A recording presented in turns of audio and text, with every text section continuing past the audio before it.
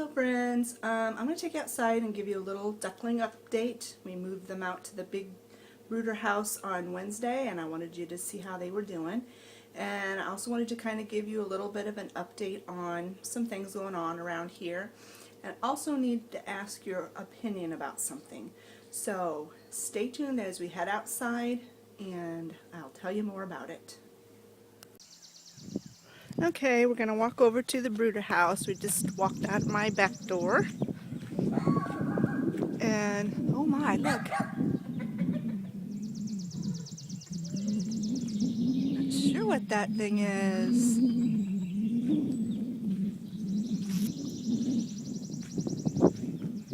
There's lots of big birds flying up there. I don't know if they're predators or what they are. Well, the smaller bird seems to be trying to shoo them away. I hope they're not eyeballing my chickens out here. I hate predators. I mean, I know they have to survive too, but go eat wild animals. Oh, it's a dove, I think, chasing away a hawk. You can't see what I'm seeing, but anyway, here's the brooder house. And I've still got the windows closed because it's a chilly morning here today. So I gotta talk to them so they don't get scared. Babies! Babies! Hi, little babies. How are you today? You're out of food. I have to get you some more food. Yeah, here's the inside of the brooder house. There's your food and water. And they're under the heat because it is kind of chilly today. Alright, I'll close the door so you guys will stay warm. I'm getting very big. It's nice having them out of my house. I liked them in my house, but now I like them out of my house too. Okay, so now we're going to walk back towards my house. That's our camper all covered up for the winter. We don't get to go camping much anymore. I've got so many animals and so many responsibilities around here that I can't ever relax when we go anywhere. I always worry about what's going on back at the house. So I told my husband we need to do backyard camping this year. Just stay home and come out and stay in the camper. He thinks I'm silly. But anyway, in here in the shed is Meryl. And it looks like she's sitting on, laying an egg maybe. But she's doing really good. No signs of infection or anything so far. And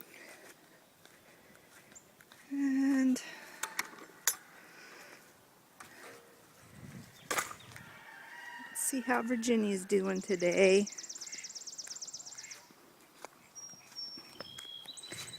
Hey, little girl. Aw, how you doing? How you doing today?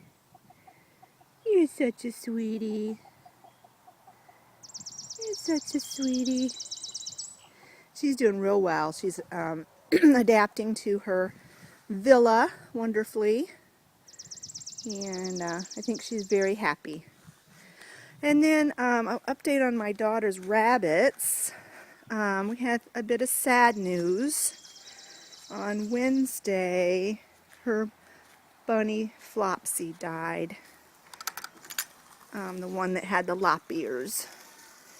We don't know what happened. He wasn't skinny. He wasn't acting sick. She just came out to take care of him and he was gone. She was very, very upset. But CS is still doing okay, aren't you, CS? I told my daughter, I said, that's the worst thing about having pets, is that most of the time we outlive them and we have to say goodbye to them, and it's really hard. I don't even want to think about it when my dogs go. Okay, so let's walk out to the coop. And this is where I need you guys' advice, opinions, input. because my husband came home from work yesterday and he had an idea. And I'm not too sure about it. He says I'm just too overprotective of my animals, which is probably true. But he was very upset about the whole attacking of Merrill that happened on Monday. And so he thinks, and I know he's right, that if they had more room, some of that aggression would be dissipated. And he's right about that. And I have no problem with them having more room. In fact, I really want them to have more room. But this was his idea. Right here you can see our fence from our backyard. And here's the corner of the duck coop. He wants to run fencing from here, from the corner of the duck coop all the way over to the fence. And it would just be 5-foot fence. It wouldn't be the tall 6-foot fence that's on the coop, and there would not be a roof on it. So like those hawks that were flying around that we just saw, that's some of the things I'm worried about. But anyway, so there would be fencing across there, and then they would have all of this area to the end of the coop. Here's the end of the coop. This is the back of the coop, back side of the coop, all the way to the back fence. That back fence would be the back of their yard. And then he would have, oh my goodness, look at the hole that dog is digging. Pepper, what are you doing? I don't even want to know. Anyway, this is the corner of the chicken house. He would put fence here, from here all the way to this back fence. So this would be all fenced in here, and then the other end, like I showed you, would be fenced in. And so they'd have all this extra space back here, which that's not the problem that I have. What he's thinking about doing is, what we would do is, this is the door to get into this chicken yard. We'd just open that and let the chickens out into this big area. Then he would make a gate in this fence, which is where the duck yard is, and let the ducks out with the chickens as well. And then he would let the other chickens out. Let me come around here.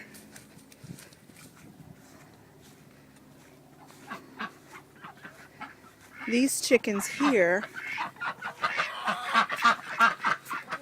he would put an opening in this fencing that divides the chickens from the ducks to let the chickens out. And basically they would all be together during the day.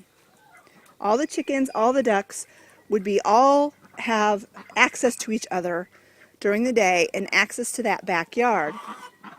My concern, and this is where I need some advice here, is would these chickens, if they had that bigger area, would they still pick on each other? Because that's why I have them separated in the first place, because they pick on each other too much. I know the ducks would not pick on the chickens. I'm not really even worried about the ducks so much. I think they would be fine. Then the other question is, I told Scott I'm worried about nighttime predators, if we open that all up. Well, then what we do is we would shoo them back into this more secure area and close the gates again in the evenings. So every morning I'd come out and open up the gates to let them into this back area. And then every evening I would come back and I would close up the gates so that they would be safe from any predators. So my concern is, will the chickens in the evenings go back to their correct coops, and will they still aggravate each other? I talked to my dad about it, and he thinks it's a good idea, He thinks Scott's right. It would settle down some of the aggression. And he thinks that, they're such creatures of habit that they would go back to their correct coops. I'm just not sure. And I'm also have the concern that this is just a 5-foot fence back here. And I'm afraid some of the chickens might fly over the top of it. And then what do I do? Because then they would be out in the wilds, the wilds of our backwoods. So I just don't know. I don't know what to do. I don't know. I like the idea of them having more space. I've always wanted them to have more space. But I'm just not sure about letting them all together and how to keep them safe from predators. And now, like days like on Sundays when we're not going to be home, I wouldn't maybe necessarily open up the gates until after we got home from church. Things like that. So if anybody I really would appreciate any input, any advice, if anybody has any experience with letting chickens semi-free range, and just give me some direction here. I'd really appreciate that. And I know I'm just probably being way too protective. That's what my husband says. I'm just too protective. And I'm sure he's right about that. And I do want them to have more space, and I want them to have a good life. I don't like it that they're confined. I don't think they're overcrowded, but they don't have the freedom that they could have. So look at that chicken with her head underneath the gate. That's a good way for a dog to catch you. You better stop doing that. I'm going to have to put some bricks along there. See what I mean? I'm overprotective. All right, that's it, YouTube and friends. I just wanted to kind of update you on what's been going on around here, and I need some input. Thanks a lot. I'll talk to you later.